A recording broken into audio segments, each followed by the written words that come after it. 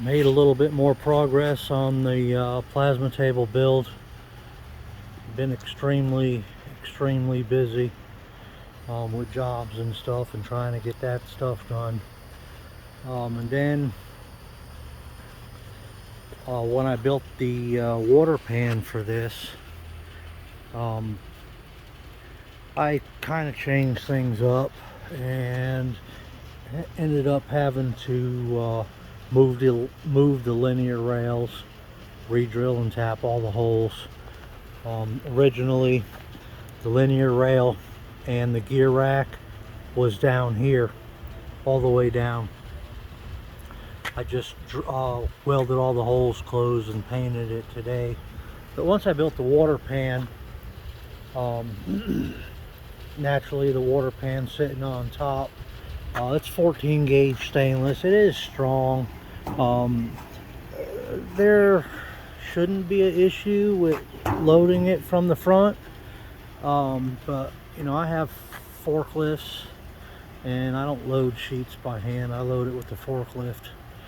Also, this table is going to be loaded from the side, not this side. That side's going to go up against the wall, but it's going to be loaded from this side. And what I'm going to do is mount some of them rollers on top of here. You know, that way I can just go ahead, I can set the sheet up on here and just roll it onto the slats. The slats are going to go this way, so the sheet will be able to just slide right on with no issue at all. As you see, I moved the linear rails up on this side also. By raising the linear rails, I also had to shorten the gantry ends, because now my gantry would have been too high. I took the 4-foot rails off. I ordered some new 5-foot rails for the gantry, and I went in and put those on today. Also, when the weekend that I was building the water pan, you know, I had 2 sheets of this 14 gauge stainless 5x10, and they're fairly heavy, so I picked them up with the forklift. And the table was over here, and when I picked up the sheets from this end, when they were just flat sheets before I built the pan, I come up underneath here and picked it up, and the gantry was where it's at now, and I wasn't paying attention. I also didn't have any stops. So needless to say, the gantry with the gantry ends, and thank God I only had the 4-foot rails on here, it fell on the ground. Broke all 4 of the linear bearings on the gantry, and there was concrete marks on the top rail. But that was only up there to drill the holes. It's a $160 mistake, so I had to wait on some new bearings. That took some time. I had these bearings already. I just made this plate here, and on my my Z-axis, what I'll do is I'll drill 3 holes in here on my mill. And this way, if I ever needed to rotate the Z-axis, I could from the middle one, but it'll bolt on with 3 bolts there. There's also a piece of angle that goes on here first. It goes up and over, and my gear rack's gonna get bolted to the top here, and the angle has the same contour as this, so my reduction drive bolts here, and the 3-to-1 belt drive, reduction drive, and then the gear rack goes here. I have a piece of angle that bolts here, which is the same.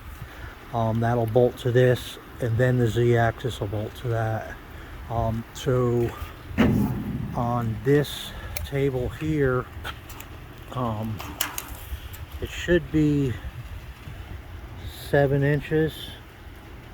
You see it's like right there.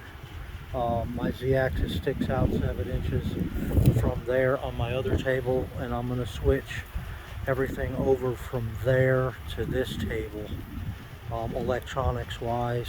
I'm going to do a little bit of modification on that. I'll video that also. But today I just built the trays and the cable carriers. I put those on there on both the gantry and on the side here. I like this little one here because it's completely sealed, and this is where you're going to get most of your splash ups or whatnot, and you know, your wires will be covered in here completely, which I really like. My plasma torch, I zip tie them to the side, and that's the reason for the space on the side here. I didn't want it in the carrier. That's another reason why I went with the small one.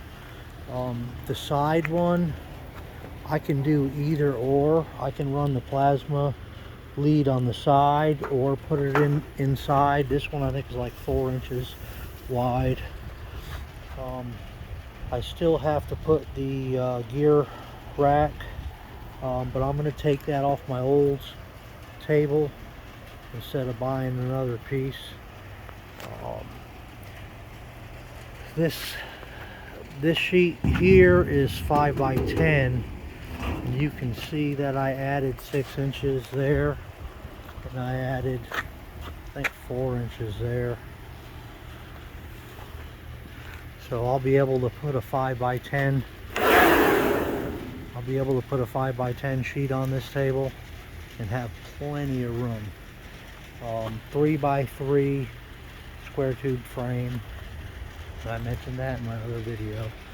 On this table here, I made this tray here so when the water drains, I'll put a screen here so nothing will go down in there. Here's the actual valve that goes underneath. So I water tested it already. It's no leaks at all. I had 2 leaks when I first built it, and I fixed those. But as an added security, you can see the color difference here. And I sprayed all the way around. Same thing here. You can see the color difference right here.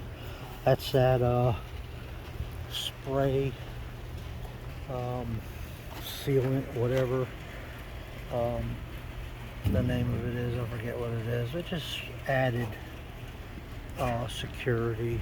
I know it doesn't leak. It's all stainless, so I don't care. The reason why I went with the stainless again is because it was free. It didn't cost me anything. The actual owner of the property here where I'm renting, where I rent my shop at, he had these in his shop, and he just gave them to me. But I'm pretty close. I just got to make the slat holders for this. I gotta probably come in tomorrow and do that.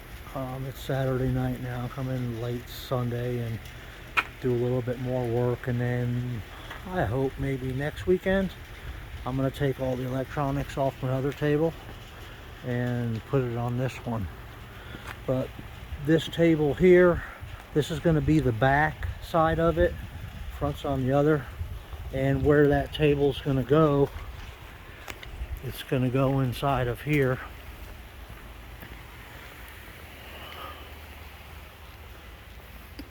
And it's going to go right up underneath this rack right here.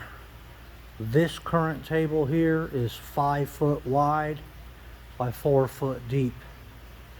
So the cable track on that table will go up against the wall. That rack right there is 12 feet. So there's plenty of room. Or not, well, I wouldn't say plenty of room. It's just going to fit in there. It's going to fit in there perfectly. I'm going to get rid of, I'll move the welder and all of that crap out of there. The tank, I'm going to do a similar setup on the new table, just 2 tanks instead of just that one. I'll probably be air pressure instead of the electric pump that I have on this one. I'll mount the plasma. I'll mount the plasma on the wall up here. I'll make a shelf and I'll put it up there, and I'll get all this stuff out of the way here. But you can see how the gear drives are on this one here. I didn't like the way that they're angled down, and that's why I made those gantry ends the way I did. That way the belt reduction drives, they were even. We'll go look at the Z-axis. I don't know why I put it back here so far, but you can see there's actually a piece of angle. Oop, way back up. There's actually a piece of angle bolted to that plate where you can see this is the angle here that comes up. It's just notched because I have my Homan switch right there, but this angle actually comes right here. This is the plate that's identical to, or actually that's the plate that's bolted to the bearings, just like on my other table. I don't know if you can see them, but you can see the bearing right here, and then there's that plate, and then the piece of angle bolts to it, and then the reduction drive bolts to that. On this one here,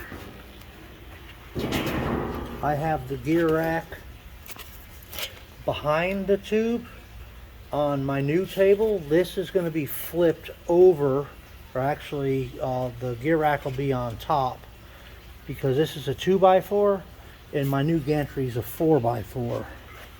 So I just recently built this Z-axis, so I'm going to pull this Z-axis off of here and reuse that. All of the wiring is, I have plenty of length, and the reason why I made it long like this is because when I did have time to make a bigger table, I have enough lead to where I can just disconnect my motors, disconnect the drives, put them on that, bolt the Z-axis and the drive up to the new one, and just pretty much switch everything over.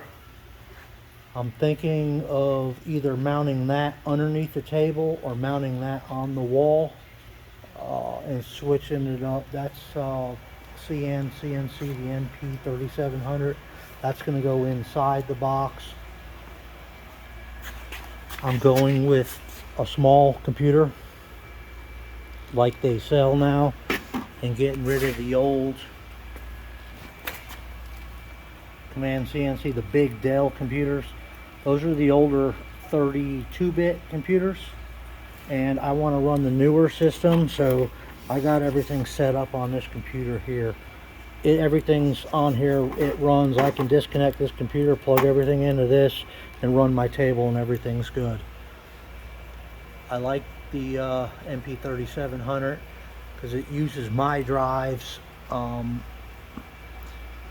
and their computer. They're a Command CNC, which I really like. Their torch height control's killer. It's easy to set up, easy to run. It's good. I like it. I'm also going to get rid of these Homan switches. They're going to be mounted on the gantry. So they'll be home and limit. Those were added onto this table after the fact. So now I have the newer ohmic. So before, or now, on this one, the ohmic is here, and then I got to run all new. That wire comes all the way back and plugs into the system here.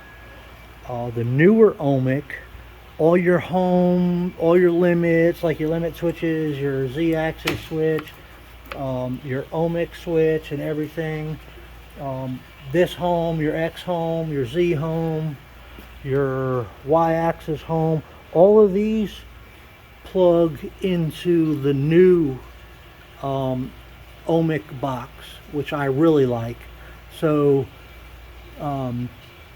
if I put the homing switches, instead of running them here and then running the wire all the way back, I can put these on the gantry ends, both of them, and they'll connect to this box. So I only have a wire that runs from here to there, and then from that side it'll run in the gantry along with the motor. The Y2 motor will run into there also. That will plug in the homing switch and limit switch will plug into that, and as well as the Z and the break off switch and all those sensors. All of those plug into this, and then it's one wire back instead of all of these are the motor wires instead of all of these extra wires, which I think is unnecessary. So it'll just be these and the one wire. That's my air line there that runs to my regulator and oiler, and I removed the engraver because I know I'm taking this off and putting it on the other table. I currently I have everything thrown in my CNC box there with all my screws and tools and pieces and parts and whatnot. I even have my old torch height controller from the first table build still on there.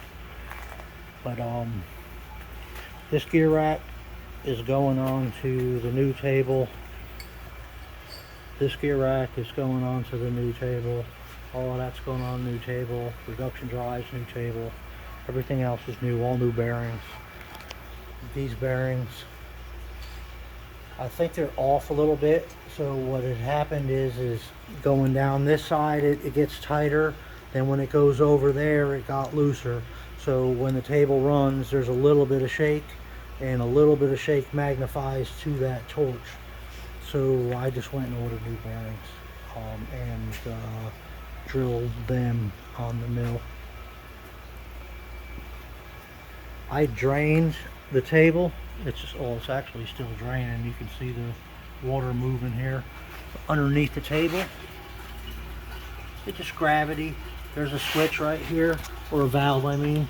You just open or close the valve. There's a pump in the back that you plug in and it fills up, but that just drains, the water drains down into the tank so it don't evaporate. But as you see, the water is not going to completely drain out of here until it dries. I've never changed these slats. I think I've been running them now going on 3 years. I've only turned them over, and I'll use the end ones and put them in the middle. But I have a shear now, so I can just shear new ones, which is going to make a huge difference. Huge difference. Can't wait to switch it all over, hopefully very soon.